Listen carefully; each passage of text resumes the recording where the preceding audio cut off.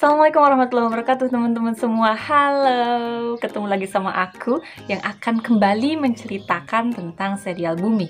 Kemarin itu sudah sampai novel Komet Minor, dan juga ada video unboxing novel Bibigil dan Sagaras. Walaupun sudah 3 bulan yang lalu, tapi aku tetap kekeh untuk melanjutkan sampai ke novel Sagaras. Dan kali ini aku akan membahas tentang buku ke-8-nya, yaitu Selena. Oke, langsung saja kita masuk ke ceritanya.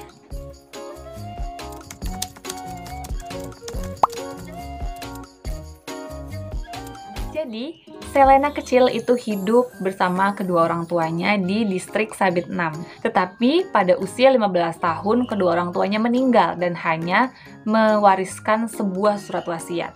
Isi surat wasiat itu adalah sebuah perintah untuk Selena pindah ke kota Tisri, menemui Paman Raf, adik kandung ibunya, dan tinggal bersama mereka. Di luar dugaan, ternyata Paman Raf itu orang yang kejam, teman-teman. Orang yang cerewet dan banyak ngomel. Nyatanya ketika Selena baru datang ke kota Tisri ini, baru sampai, dia langsung disuruh kerja karena Paman Raf ini mempunyai proyek perusahaan konstruksi gitu, dan Paman Raf ini nggak mau kalau misalkan Selena ini cuma numpang tinggal doang. Jadi dia nyuruh anak usia 15 tahun, seorang perempuan, untuk kerja di konstruksi. Tapi sebenarnya Paman Raf ini itu adil, teman-teman. Jadi bukan hanya Selena aja yang disuruh kerja, bahkan 5 orang anaknya yang semuanya laki-laki itu ya disuruh kerja semua. Dan sistem kerjanya juga sama seperti pegawai yang lainnya. Maksudnya kerjaannya sama, porsinya sama, dan gajinya juga sama, setimpal cukup gitu. Jadi nggak pandang bulu, mau keluarga, mau tetangga, mau pekerja biasa gitu, disamaratakan sama Paman Raf. Itu adilnya. Ya jadi Paman Raf tuh cerewetnya aja lah gitu, kejamnya karena cerewetnya aja. Tapi dalam masalah pekerjaan dia adil gitu, dan dia tetap menyayangi anak-anaknya, juga menyayangi Miss Selena gitu. Selena itu adalah satu dari sebagian rakyat klan bulan yang tidak memiliki kekuatan sama sekali. Kekuatan bertarung ya maksudnya. Tetapi ayah Selena itu selalu menguatkan hati Selena ketika dia merasa minder melihat teman-temannya punya kekuatan tapi dianya enggak. Ayahnya itu bilang di novel ini bahwa Selena itu memiliki mata setajam elang dan ingatan sekuat gurat air di sungai-sungai jauh yang banyak dan rumit. Sungai-sungai jauh itu salah satu distrik di klan bulan yang indah banget, dan ya emang banyak sungainya gitu, berkelok-kelok gitu. Dan mata setajam elang yang dimiliki Miss Selena ini sangat amat berguna di pekerjaannya. Jadi suatu hari, Ak, pemimpin konstruksi, itu mengalami sebuah kendala dalam proyek konstruksi membangun lorong. Nah, di situ Selena itu memperhatikan guratan-guratan di lorong tersebut dan membantu Ak berdiskusi dengan pemerintah bagaimana tahap selanjutnya dalam pembangunan tersebut, dan berhasil guys. Pada akhirnya lorong itu dibangun dengan baik atas dasar saran dari Miss Selena. Dan bantuan Selena ini dibalas Ak dengan mengajarkan Selena berhitung, teman-teman. Jadi karena Selena ini hidup miskin dari kecil ya, jadi dia tuh nggak mengenyam pendidikan formal sama sekali gitu, belum pernah. Jadi Ak itu mengajarkan Selena berhitung dari ilmu dasar banget. Dan ternyata ketika diajarkan, Selena menyukai pelajaran itu gitu loh. Hitung-hitungan, angka-angka seperti itu dia suka, dan akhirnya dia menjadi guru matematika kan. Dari hasil bekerjanya, Selena mengumpulkan uangnya itu untuk membeli buku-buku yang ia pelajari dan ia baca, sehingga lambat laun ya, dengan berjalannya waktu, kemampuan Selena itu meningkat di segi pengetahuan. Saat usianya dewasa, Selena ini menemui sebuah kebimbangan, teman-teman. Jadi dia ini sebenarnya selama ini memendam sebuah impian untuk sekolah di ABTT, Akademi Bayangan Tingkat Tinggi. Itu adalah sekolah terbaik di klan bulan.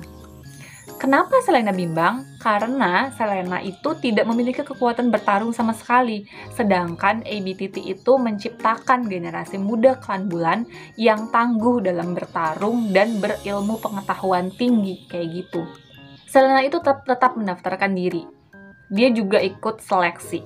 Seleksi yang pertama itu adalah tes tulis tentang ilmu pengetahuan. Terus seleksi yang terakhir itu adalah bertarung, dan di tahap seleksi yang terakhir ini dia nggak lolos karena dia sama sekali nggak punya kekuatan gitu. Dia melakukan pukulan berdentum nggak bisa, melakukan teleportasi juga nggak bisa, sama sekali nggak punya kekuatan. Tetapi pada akhirnya dia bisa sekolah di ABTT. Nah, buat teman-teman yang penasaran, kenapa sih, bagaimana bisa orang yang tidak punya kekuatan bertarung sama sekali tapi bisa sekolah dan lulus dari ABTT? Nah, novel ini akan menjawab pertanyaan itu, juga pertanyaan kita selama ini yang dibuat penasaran karena selama ini kan dari serial Bumi gitu ya, sudah ada kutipan bahwa Miss Selena dan Thamus itu memiliki masa lalu yang dekat.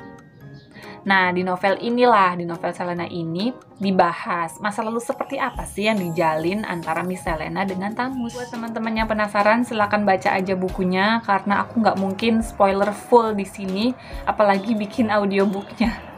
Teman-teman maaf banget untuk yang masih sering komen audiobooknya dilanjutin dong segala macam. Aku nggak bisa, bener-bener nggak bisa. Jadi aku paling kayak gini aja nih, mereview, menceritakan isi novelnya, terus juga mencari hikmah yang bisa kita ambil di novel tersebut. Nah, sekarang kita memasuki sesi kedua. Ceritanya sudah selesai dan mari kita kupas pelajaran apa aja sih yang bisa kita petik dari novel Selena ini.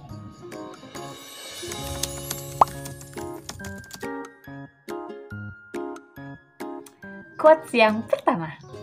Teman-teman yang punya bukunya bisa buka halaman 45. Jadi quotes ini diucapkan oleh ibunya Selena yang bunyinya seperti ini. Ibuku dulu pernah bilang, "Selena, hidup ini hanya soal sudut pandang. Digeser sedikit saja cara kita memandangnya, kita bisa mengubah sesuatu yang menyebalkan menjadi hal yang berbeda." Mungkin ada banyak sekali hal yang terjadi di hidup kita yang tidak sesuai dengan keinginan kita.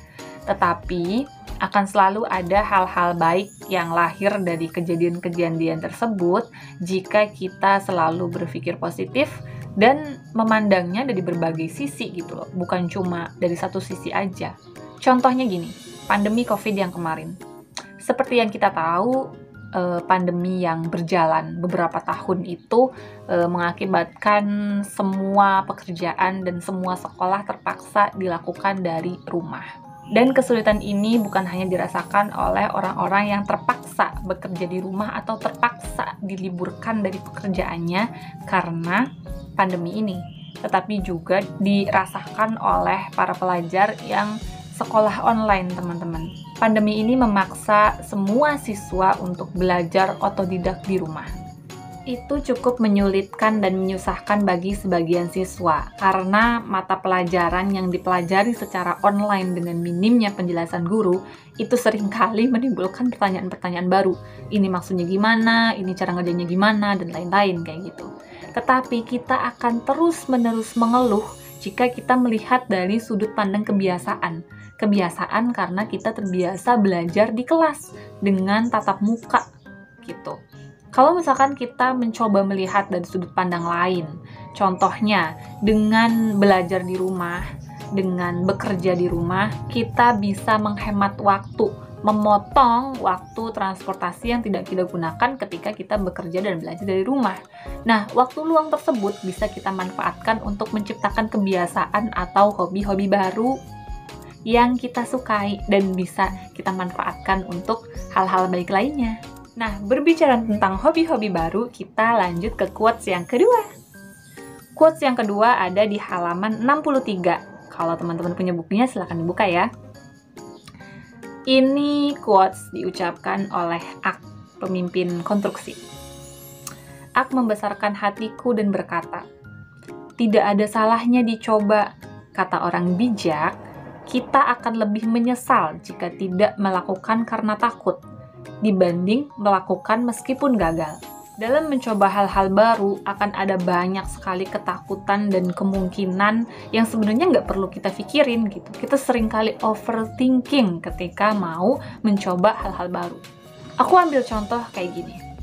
Misalkan kalian suka ngejahit, kayak aku ya.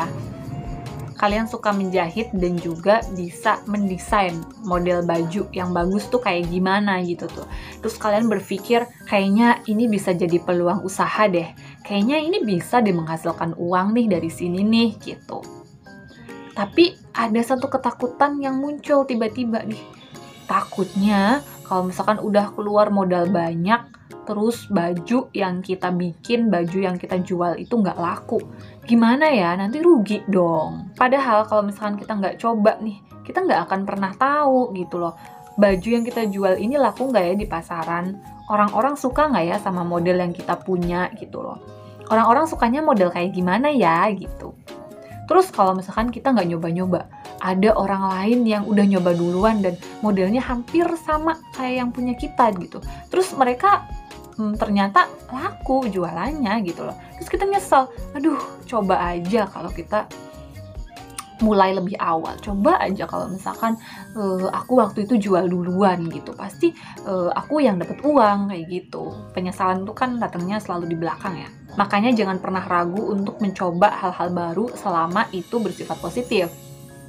Kalaupun kita gagal, akan ada banyak sekali hikmah yang bisa kita ambil. Kalau misalkan produk yang kita jual gak laku, kita kan jadi tahu, oh orang-orang sukanya yang kayak gini, yang lakunya yang kayak gini gitu. Kalau misalkan orang-orang mengeluh pakai baju kita kepanasan, apa segala macam, kita kan pasti jadi berpikir, oh mungkin kita harus ganti jenis kainnya, oh mungkin kita harus ganti modelnya, oh mungkin pasar yang kita tuju tuh gak tepat gitu. Misalkan sebenarnya baju kita ini untuk kalangan anak SMA, tapi kita jual di anak SD, itu kan nggak mungkin, nggak pas dong, pasti nggak laku dong, kayak gitu. Itulah fungsinya kita coba aja dulu gitu sama hal-hal baru dan selalu melihat sebuah kejadian dari berbagai sisi. Sekarang kita masuk ke quotes yang ketiga. Kalau misalkan teman-teman punya bukunya, bisa buka halaman 113 ya. Jadi di ABTT itu ada dosen yang bernama Storr. Itu dosen sejarah dan catatan lama. Dia mengatakan sebuah quotes di salah satu kelasnya. Bunyinya gini. Kalian harus tahu, sejarah dan catatan lama adalah pelajaran sangat penting. Masa depan dipahat lewat masa lalu. Hari ini adalah cerminan hari-hari kemarin.